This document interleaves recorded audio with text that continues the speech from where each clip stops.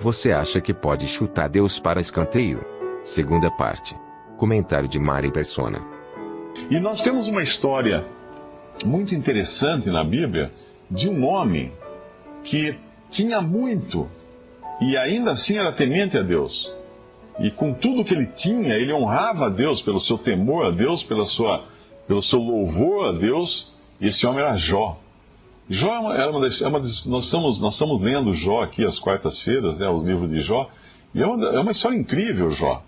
Nós encontramos um homem que talvez seja o mais antigo, claro, é posterior a Adão, né, mas é muito anterior aos israelitas, a lei que foi dada por intermédio de Moisés. É um homem que viveu numa antiguidade, né, ele deve ter vivido há uns 4.000 anos, mais ou menos. E um homem que já tinha um conhecimento, um certo conhecimento, não todo perfeito, mas um certo conhecimento de Deus. Um homem que procurava, de alguma forma, honrar a Deus com seus sacrifícios, com seu louvor a Deus, com a sua adoração a Deus, que se preocupava com seus filhos também.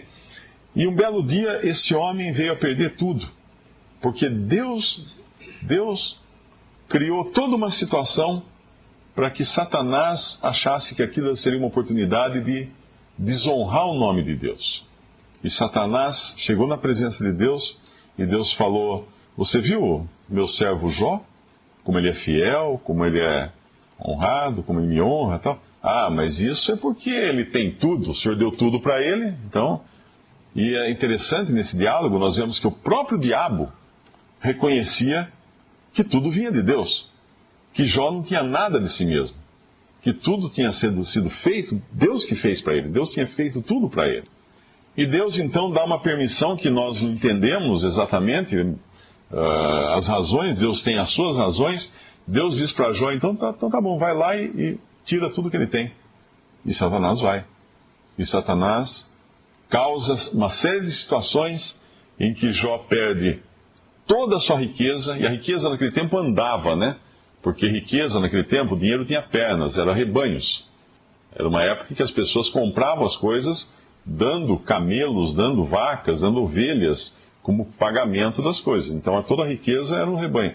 Depois destrói as suas propriedades, mata os seus funcionários, seus empregados e até seus filhos. Todos os seus filhos perecem. Todos os filhos de Jó perecem. E Jó fica sem nada. Fica zero. Fica ele e a esposa apenas. E mesmo a esposa, que Deus permitiu que Satanás não levasse a esposa, não sabemos porquê, é um peso para ele. É um peso, porque ela quer que ele se mate. Ela depois vai dizer para Jó: amaldiçoa Deus e morre. O que é isso, amaldiçoa Deus e morre? Se mate. Acaba com a sua vida. E, no entanto, nós vemos Jó dizer que veio nua, sem nada a esse mundo, e sairia sem nada, e Deus seria glorificado nisso. Aí Satanás vai mais além. Quando Deus comenta mais uma vez com Satanás, Satanás fala: toca nele então. Tirou as coisas dele, mas tudo bem, mas toca na pele dele, na carne dele. Deus fala: tá bom, pode então tocar na carne dele, só não tire sua vida. E aí Satanás aflige Jó com uma doença terrível, uma doença muito ruim. Nós não sabemos que doença que é, que ele precisava ficar se raspando com caco de telha, raspando suas feridas com caco de telha.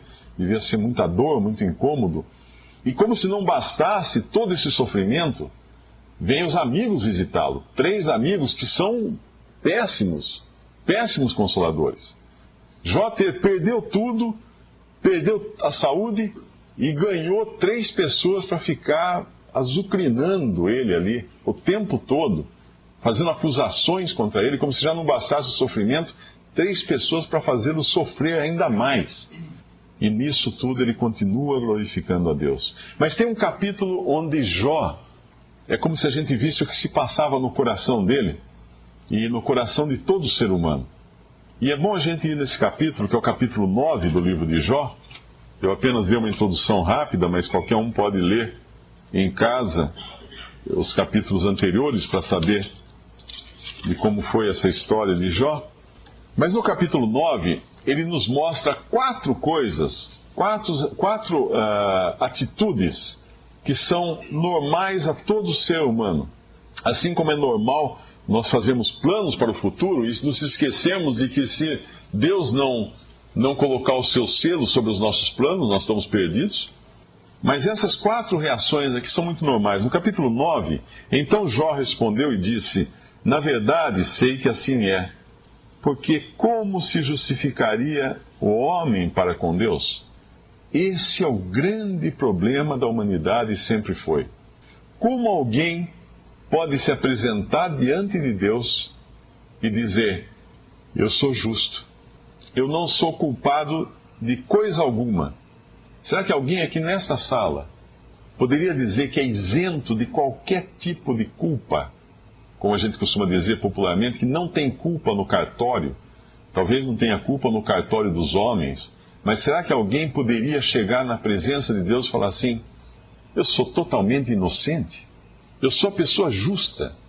Eu me lembro quando era criança, meus pais, eram católicos, fui criado na religião católica, eu ganhei aquele catecismo, aquele livrinho, um livrinho tão bonito, achava bonito aquilo, era de capa de madrepérola, era muito bonito assim, ganhei de um padrinho, acho que foi, e comecei a ler aquilo com uma avidez, eu gostava das historinhas, vinha histórias dos santos, e me impressionou muito a história de São Fernando, porque São Fernando era o único homem que não teve pecado jamais, dizia na historinha, e eu acreditava naquilo. Até que eu comecei a crescer, e fui ficando grandinho, e fui descobrindo que dentro de mim habitava um ser terrível, extremamente mau e pecaminoso ao extremo. E aquilo que eu quisesse porventura fazer de bem, eu tinha muita coisa em mim que queria fazer errado. E aí eu vi que aquilo era tudo conversa, que não tem um homem, não há um homem que não peque. Não há um justo, a Bíblia fala, não há um justo nem sequer um. Não há quem busque a Deus, não há quem queira Deus, não há nenhum. Procura, não existe. Deus buscou o justo, não achou também, não tem. Então, como se justificaria o homem diante de Deus? Para com Deus? Como um homem se apresentaria diante de Deus, falar assim, Deus podia falar, baseado em que você acha que pode entrar na minha presença? Ah, eu sou justo. Como? Aí vem as reações dos homens. A primeira reação é aquela que já é uma decorrência de sermos pecadores. Jó vai falar 4 vezes aqui a palavra se. Uma vez ele não fala se, mas nessa tradução ele não fala se, em outra tradução ele fala se. Mostrando a impossibilidade de alguém se justificar diante de Deus. A própria natureza nossa, de pecadores, nos leva ao primeiro se do versículo 3, que é uma posição de rebeldia, de rebelião contra Deus. Se eu quiser contender com ele, com Deus, nem a uma de 1000 coisas lhe poderá responder. Se o homem quiser contender com ele, nem a uma de 1000 coisas lhe poderá responder. Ele, Deus, é sábio de coração, poderoso em forças. Quem se endureceu contra ele teve paz.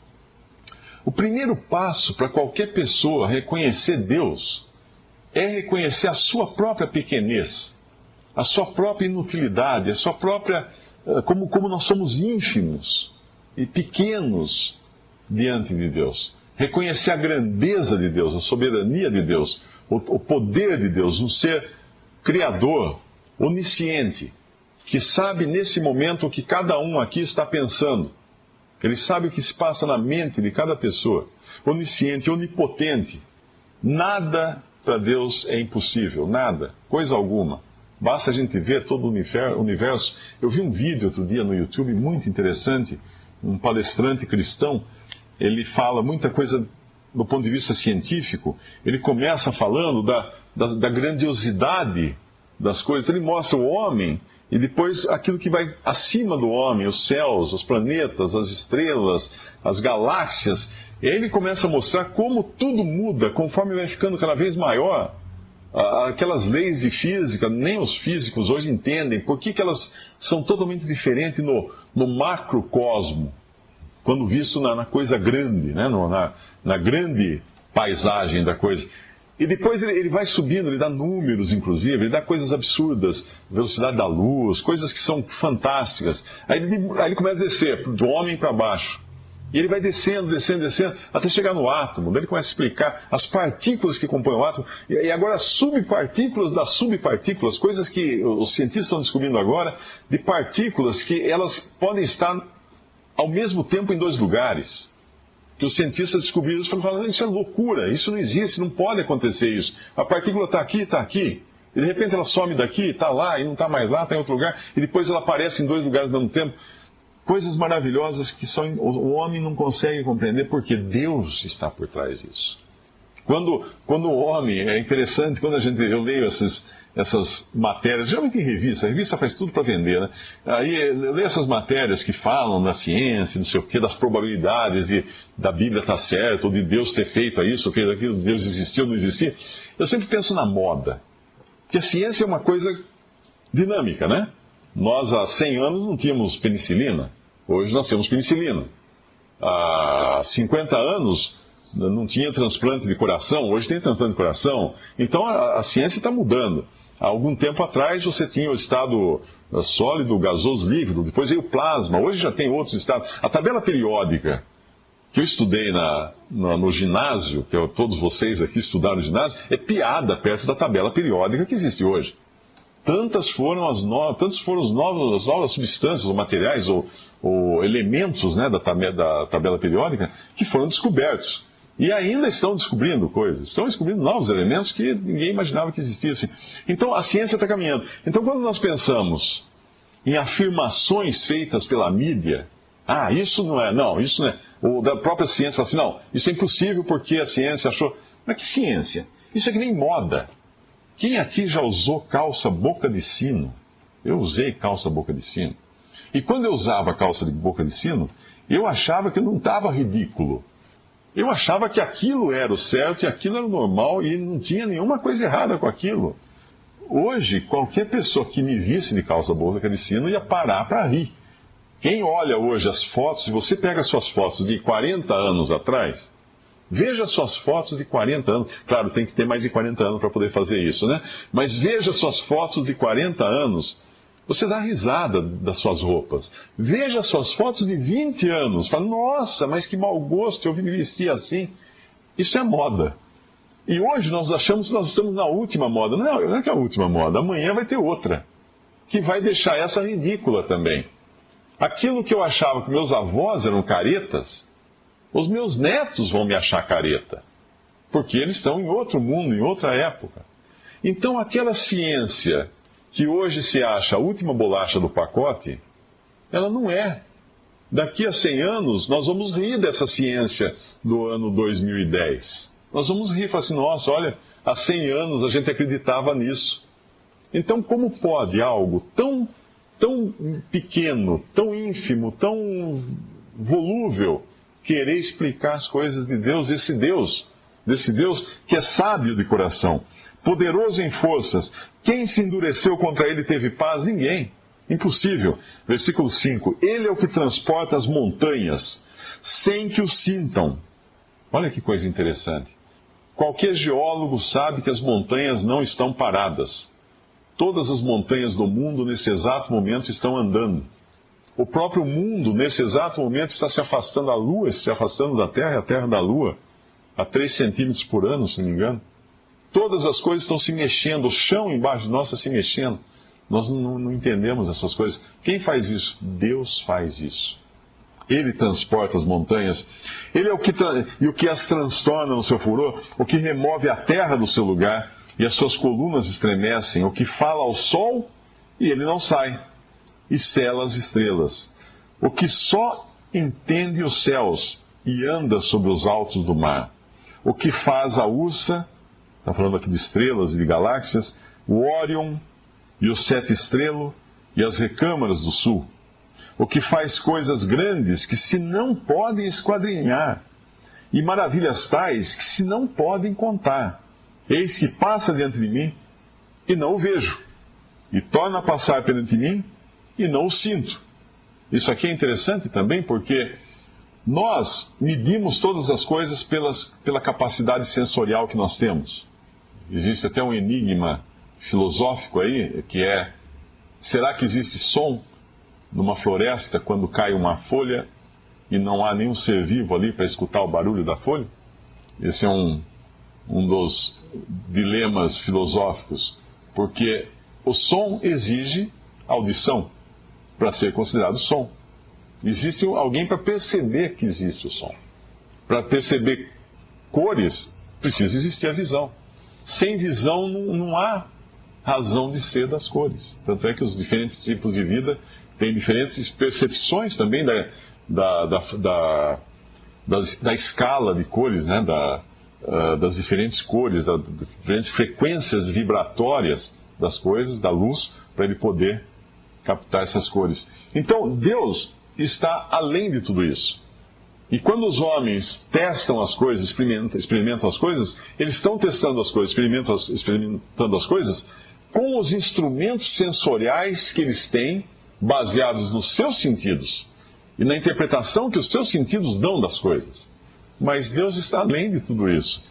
Tem um versículo que fala que Deus habita na luz inacessível, numa frequência do espectro que vai além dessa que é acessível por qualquer ser vivo, qualquer instrumento de medição. Deus habita na luz inacessível. Esse é o Deus que nós estamos falando, o que faz coisas grandes, versículo 10, que se não podem esquadrinhar, e maravilhas tais que se não podem contar, que passa por diante de mim, não o vejo, e torna a passar perante mim, não o sinto, eis que arrebata a presa, quem lhe fará restituir? Quem me dirá, que fazes? Deus não revogará sua ira. Debaixo dele se encurvam os auxiliadores soberbos. Quanto menos lhe poderei eu responder ou escolher diante dele as minhas palavras. A ele, ainda que eu fosse justo, lhe não responderia. Antes, ao meu juiz, pediria misericórdia. Ainda que chamasse e ele me respondesse, nem por isso creria que desse ouvidos à minha voz. Porque me quebranta com uma tempestade e multiplica as minhas chagas sem causa. Nem me permite respirar, antes me farta de amarguras. Quanto às forças, eis que ele é o forte. E quanto ao juízo, quem me citará com ele? Jó reconhece aqui que se ele se rebelar contra Deus, ele não tem chance alguma. Não há chance. Aquela coisa de ele falar assim, eu vou me rebelar contra Deus, Deus não foi bom comigo, tal. Pode esquecer. Pode esquecer.